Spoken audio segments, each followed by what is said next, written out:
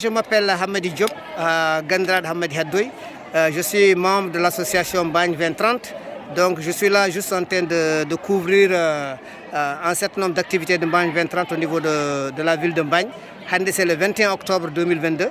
Donc est-ce que vous pouvez vous identifier et vous présenter au niveau de Bagne 2030? Merci, je suis Mangan Mohamed, donc membre du bureau technique de Bagne 2030 et je suis le superviseur des travaux.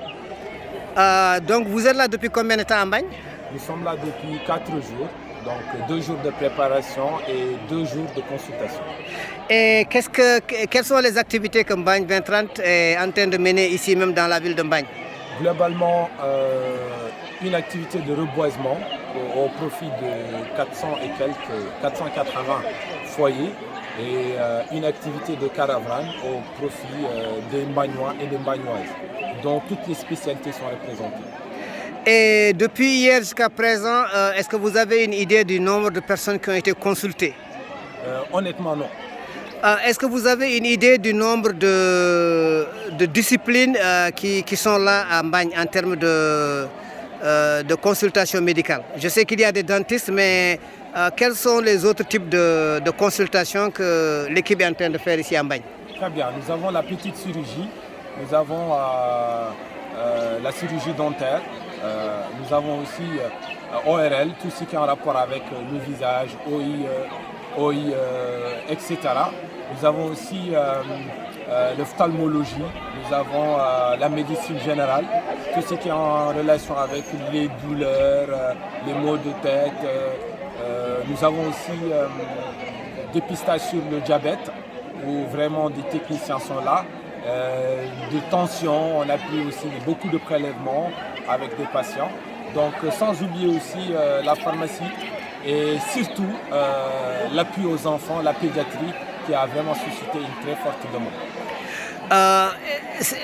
Sur ce que vous avez observé pendant ces 2 jours, est-ce qu'il y a des recommandations spécifiques que vous souhaiteriez formuler à l'attention de Bagne 2030? Je sais que vous êtes déjà membre de la commission technique, mais certainement vous avez dû observer un certain nombre de problèmes qu'on pourrait éviter dans le futur.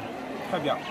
Au-delà de ma responsabilité en tant que superviseur, donc le fait de gérer les besoins, notamment en termes de matériel, de médicaments et les besoins autres qui sont en rapport aussi avec les finances, j'ai constaté sur le plan organisationnel que les chargés d'organisation sont vraiment motivés, mais il y a d'une part un manque de technicité pour pouvoir répartir les patients en amont et en aval, c'est-à-dire du début jusqu'à la fin, les patients doivent être répartis depuis l'origine jusqu'aux salles de soins.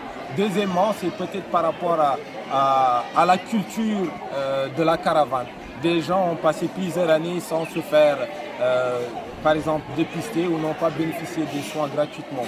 Maintenant, il faudrait peut-être l'association mène plus de sensibilisation pour que les gens retiennent l'importance de cette activité et tous étaient contents. Pour celui qui sort, non seulement il bénéficie des soins, mais il trouve aussi des médicaments et sensibilise aussi les autres parce que les visiteurs d'aujourd'hui sont beaucoup plus nombreux que ceux d'hier. Ce résultat montre que vraiment hier, les soins ont donné un impact essentiel.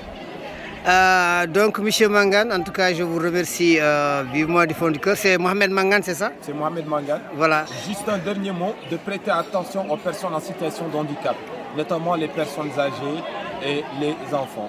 Merci. Non, merci bien pour cette interview et je vous souhaite une bonne continuation. Merci. C'est Hamadi Diop à partir de Bagne.